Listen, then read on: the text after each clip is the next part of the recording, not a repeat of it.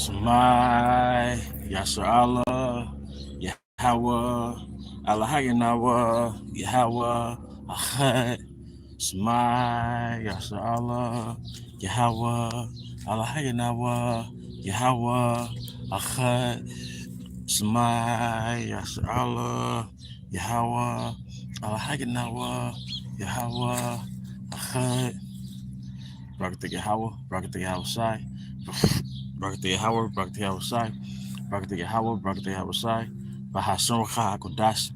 I want to give double honors to our elder apostles and elder bishops of Greatmillstone, rule well, as well as peace and blessings, health and wellness to the house of David the elect. I was a high spirit and lawyer. Today I want to go into a topic this morning. All right. I want to go into a topic this morning entitled, Jacob, you are the precious one. All right. You are the elites. All right. You are the kings. All right. This is for the 1/3, you know. But the rest of our people, they'll be precious in the kingdom. We're going to be a precious nation. All right. We're going to be the sons of God. All right. It tells you in the scriptures, it tells you in 1 John, the 3rd chapter, that we're going to be called the sons of God. And we're going to see Yahawah face to face. And we're going to look like Yahawah, man. And we're going to look like his sons. All right, we're going to resemble Yahawashi. Okay? We're the precious ones of our nation. We're the precious ones on the planet. We're that male peacock. We're that deer with the big antlers, man. That's you. That's you, brothers. And specifically, brothers in his truth. Because you're the elite out of our nation. You're the first fruit. The first fruit, that's the elite.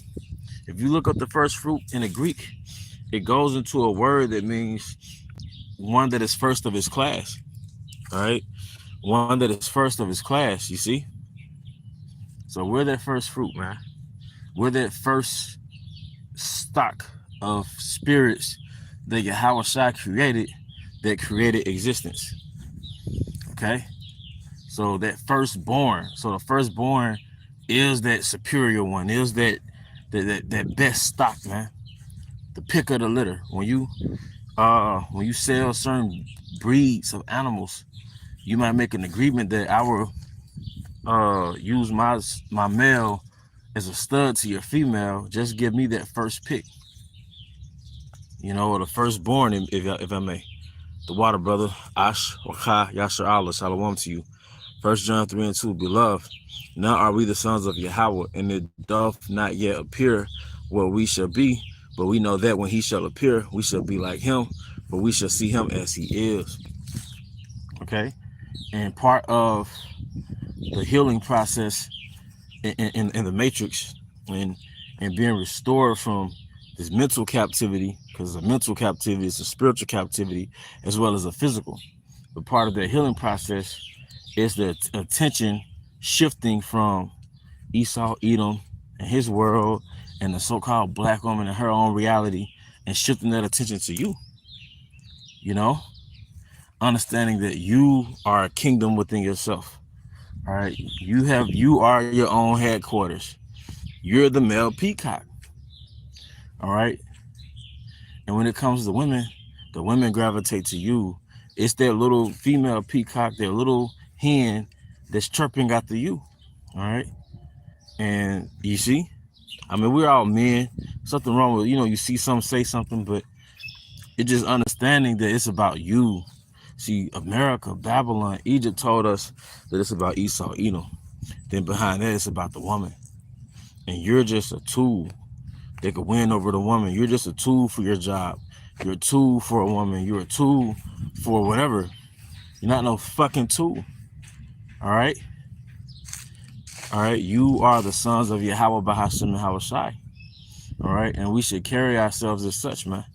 We shouldn't play into the narrative that all we are is tools for a particular job. We are yet this day in our captivity.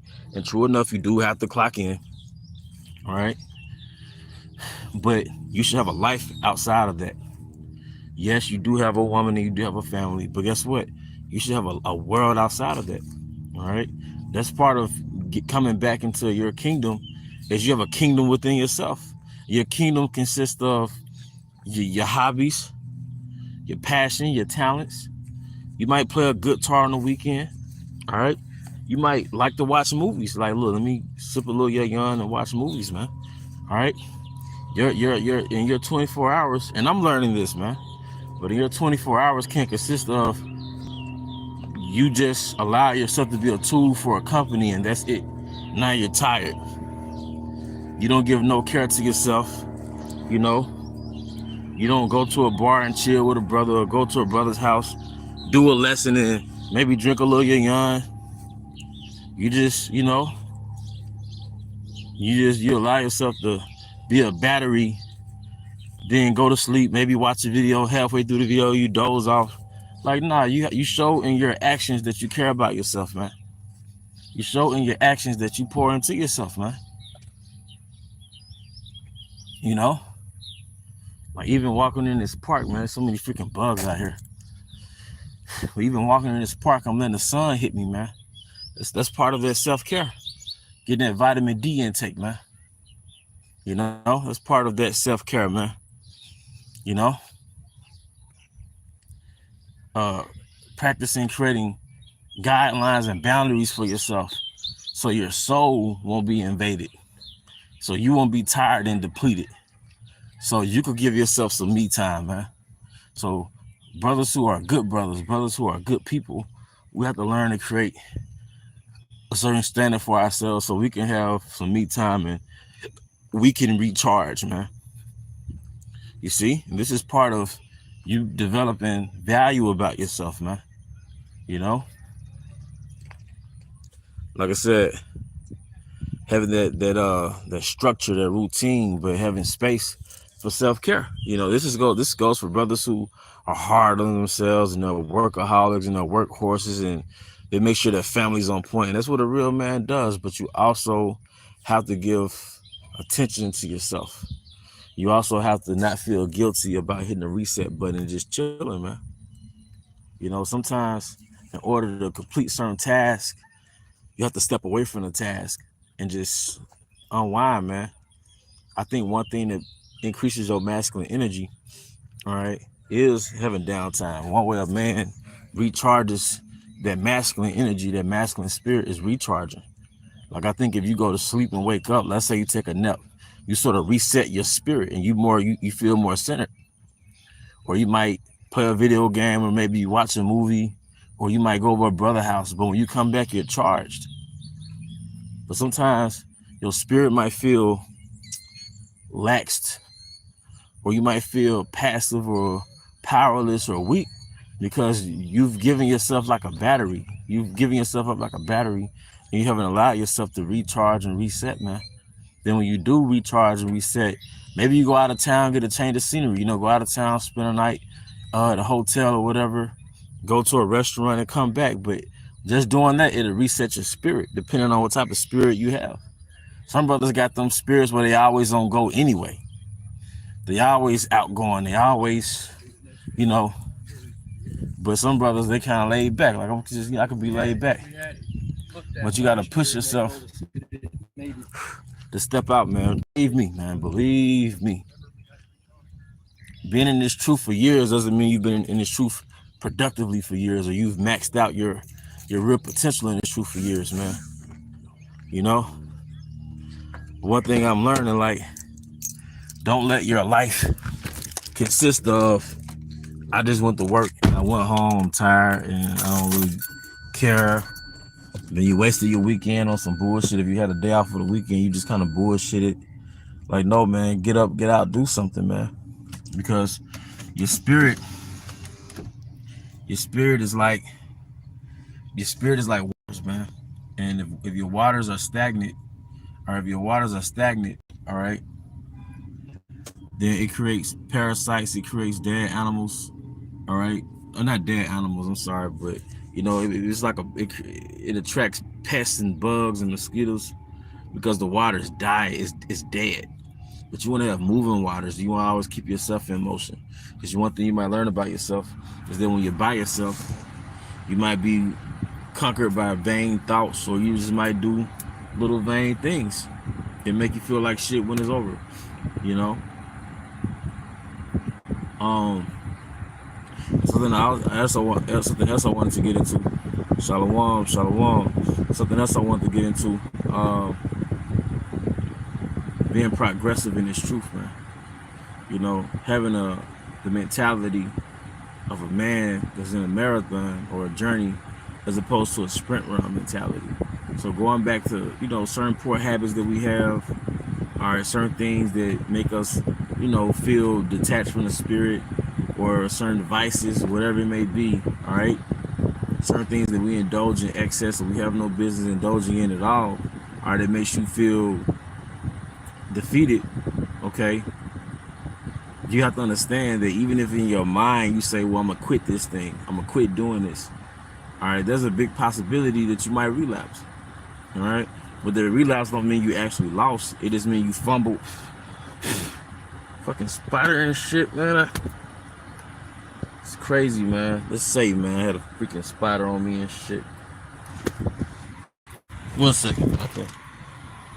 Anyway. All right. He in his car long enough, he gonna overheat and die. All right.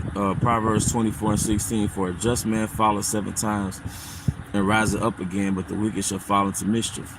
All right. But one thing I learned, and something Elder Ariala of the Dallas camp said, he was like, progress doesn't work like a vertical line or like a diagonal line going up. That's not how progress works. Progress doesn't work like this. So in your journey, in your life, you're not going to just naturally just progress like that. He was like, he broke it down metaphysically, like it just doesn't work like that on the metaphysical level.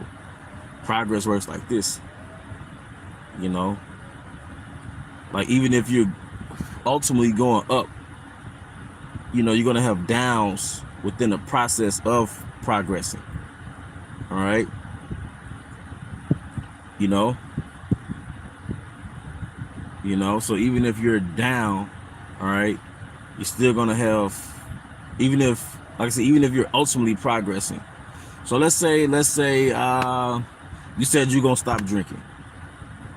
All right. Let's say brother say he gonna stop eating flaming hot Cheetos. We'll keep it like that, because a lot of us drink, some of us don't drink. But we'll say brother has an addiction to flaming hot Cheetos, and every fucking day he eat flaming hot Cheetos. And you know it ain't good for you, but you love flaming hot Cheetos. This is something you was doing in the world, but now you're in the truth, man. But you know, like it fucks up with your bronchitis and it fucks up your digestive system. But you're addicted to that shit. Well, every day you eat flaming hot Cheetos, and you say, you set up a prayer, you go on a fast, and you say, I'm not going to eat flaming hot Cheetos no more. Well, guess what? Monday, Tuesday, Wednesday, Thursday, Friday, Saturday, Sunday, Monday, Tuesday, Wednesday, you didn't eat flaming hot Cheetos. So about for a week and a half, you didn't eat flaming hot Cheetos. That Thursday, you got weak. You walked past the corner store, or you walked in the corner store, you saw the flaming hot Cheetos, and you got weak. But now you feel like shit. But when you didn't fuck up when you relapsed. You fucked up when you relapsed and you felt like shit and you stopped. You stopped the journey. Because it's not a race, it's a journey. That's where you fucked up. And this is something I learned from experience. You didn't, like whatever little poor habit you had and you went 2 weeks without doing it, then you felt like shit because you relapsed. That's where you fucked up, when you felt like shit and you stopped the journey. And I went 90 days without doing this, and then you relapse. Because you don't understand the nature of progress. This is not the nature of progress. The nature of progress is this. So going back to the flaming hot Cheetos, you went a week and a half without eating it, then you relapse. But you got back on the journey. Okay?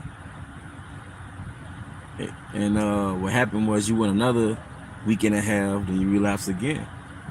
But then you went 2 months without doing it. You see? Then you relapsed. But then you went a month and a half without doing it, then you relapsed. This is how the mindset you gotta have.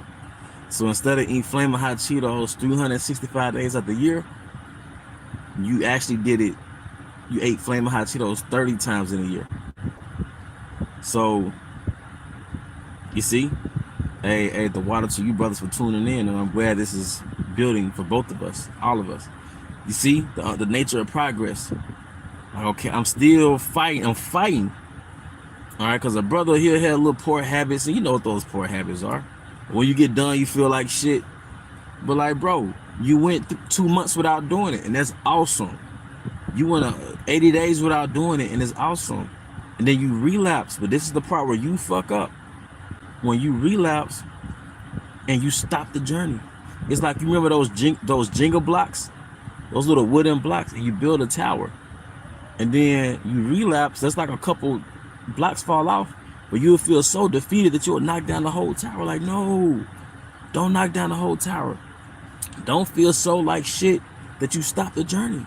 Don't have a winner's mentality of getting back up, and look at your journey not as something that happens overnight. So going back to the Flamin' Hot Cheetos, you went a week and a half relapse, another week and a half relapse, then you went 2 months, then relapse, and a month and a half, then relapse, then you went 3 months. But if you look back at that year that you attempted to stop, you only ate Flamin' Hot Cheetos 30 times that year, as opposed to 365 times in a year, because you ate that shit every day. So certain habits is not gonna die overnight. And if this is your thorn in your flesh, yep, Rome was not built in a day, but each day there was growth, man. Another thing I noticed too, you know, brothers practice being confrontational. You know, brothers practicing setting boundaries. This is because most brothers are good brothers. But now you gotta have that balance, man. You know, just practice it. It might not happen overnight. Developing character doesn't really happen overnight. You know, like myself, certain things I have to practice. Then I'm like, damn, I'm still falling for this shit. But the fact that I'm aware that, okay, this is what I'm still falling for, but I'm gonna keep practicing it, man. And another mindset is not having a mindset. You have to understand the nature of a man. The nature of a man is imperfection. A man is gonna have flaws. He's gonna fuck up. But what makes a man elite per se is he has a strategy to get back on topic. He has a strategy to get back in that path. So going back to the Flamin' Hot Cheetos, what's your plan of action to get back into that journey of not eating Flamin' Hot Cheetos? You know, and anything could be Flamin' Hot Cheetos. You can fill in the blank. You see? Because I say Flamin' Hot Cheetos because it's not a sin. Most of the shit we struggle with is not a sin. It just fucks us up in the spirit. All right? It could be money issues because it's hard to discipline your mind, to budget money. I know how that is, man. It could be women. You know, you succumb into like the weakness in you. The weakness in you succumbs to a woman, and next thing you know, she kind of got leverage over you. You know, so you gotta practice. You know, being firm and standing on business. All that shit, man. But you gotta practice that. Some shit not gonna happen because you're aware that you had this flaw. Now you finna stop doing it. Certain things you just gotta practice, man. You know. And for you alphabet motherfuckers, and you Bernie bitch ass niggas, get the fuck off my page. Fuck shit ass. And that's not even cursing. A nigga say you cursing, but he eat bologna and shit. Let me get this nigga off my page, man.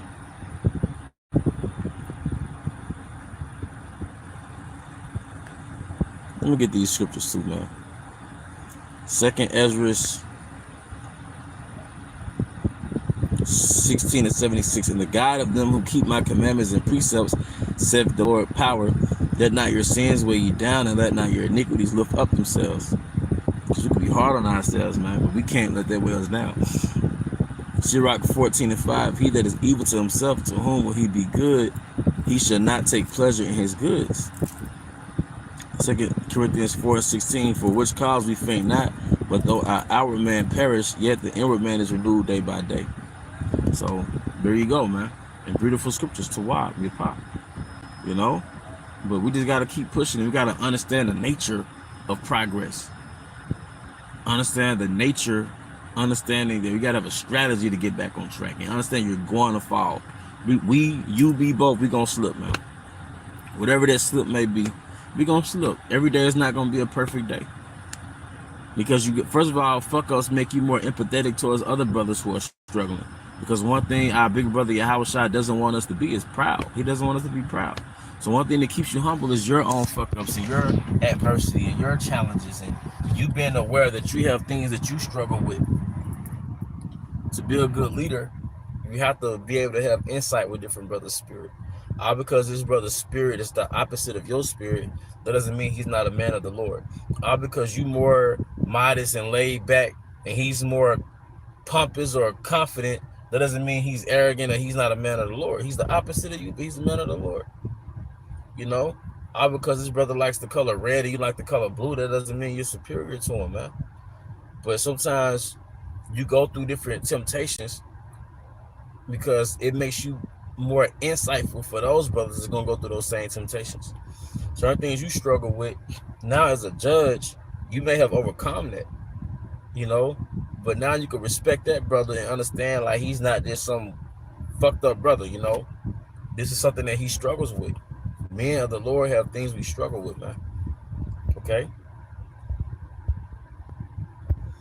But like the brother said, Rome wasn't built in a day, but each day there was growth. There you go, man. No question there was setbacks in that progress, because that's the nature of growth. But you're on that journey, and it's a progressive journey, man. Some things you do got to just stop overnight, but some things you just got to understand, man. It's the nature of your flesh. It's the fuck up, man. We're in Babylon. Babylon brings it out of you.